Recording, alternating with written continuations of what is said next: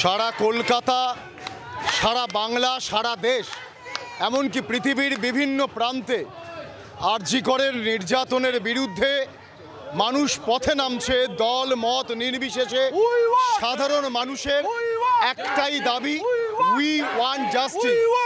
কুদঘাট অঞ্চলে গঙ্গাপুরী শিক্ষা সদনের প্রাক্তন ছাত্র, বর্তমান ছাত্র, মাস্টার মশাই সবাই মাঠে নেমেছে এই নির্যাতনের বিরুদ্ধে। তীব্র প্রতিবাদ, উই ওয়ান্ট জাস্টিস। আমি একটু চলে আসব।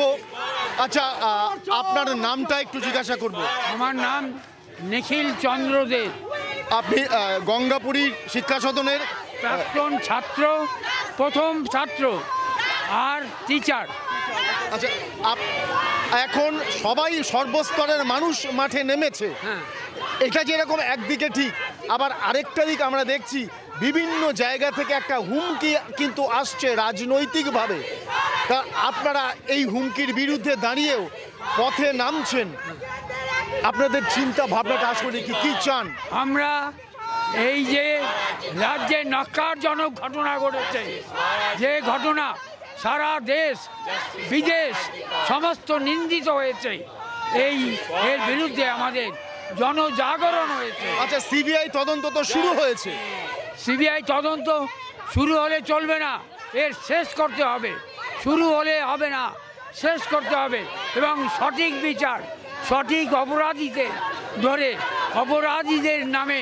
মানে এই যে রাজ্যের বিভিন্ন বিষয়ে সিবিআই চলছে, বারবার দেখছে এদিক ওদিক বাঁক নিচ্ছে, আপনারা চাইছেন বাঁক না নিয়ে সত্যিটা তাড়াতাড়ি প্রকাশিত হোক নাকি?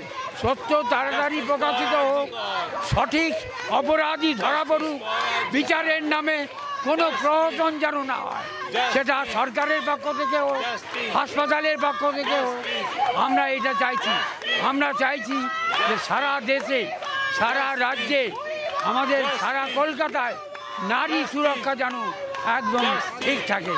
আমাদের ভাই বোনেরা যেন নিরাপদে রাত বিরতে তারা চলাচল করতে পারে, তারা যেন মনে না করে যেটা আমরা অত্যাচারিত হবে। মা বোনেদের রক্ষা করার দায়িত্ব ভাই বোনেদের, মা বোনেদের রক্ষা করার দায়িত্ব, মাকে রক্ষা করার দায়িত্ব সন্তানের, হ্যাঁ, বোনকে রক্ষা করার দায়িত্ব ভাইয়ের। আজকে সেইটা লঙ্ঘিত হয়েছে।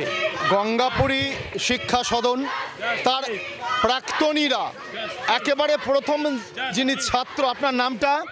আমার নাম নিখিল চন্দ্র দে। নিখিল চন্দ্র দে, এবং বর্তমানে তিনি ওই বিদ্যালয়ের মাস্টারমশাইয়েরও বটে। মাস্টারমশাইয়ের সাথে তার সমবয়সী যারা আছে, বন্ধুরা যেমন এসেছেন, প্রাক্তনীরা যেমন এসেছেন, ঠিক তেমনি পেছনে, হ্যাঁ, ঠিক তেমনি ভাবে বর্তমান যারা ছাত্র তারাও এসেছে। তাদের একটাই দাবি, রাজ্যের বিভিন্ন বিষয়ে যে সিবিআই হচ্ছে এবং প্রায় প্রতিদিনই তদন্ত নানা দিকে বাঁক খাচ্ছে, ডিলে হচ্ছে, এই যে আরজি করে তিলোত্তমার ওপরে যে নির্যাতন, সেটা যেন বাঁক না খায়, সঠিক তদন্ত হয় এবং তাড়াতাড়ি হয়, এটাই এই মিছিল থেকে স্লোগান আকারে উঠছে।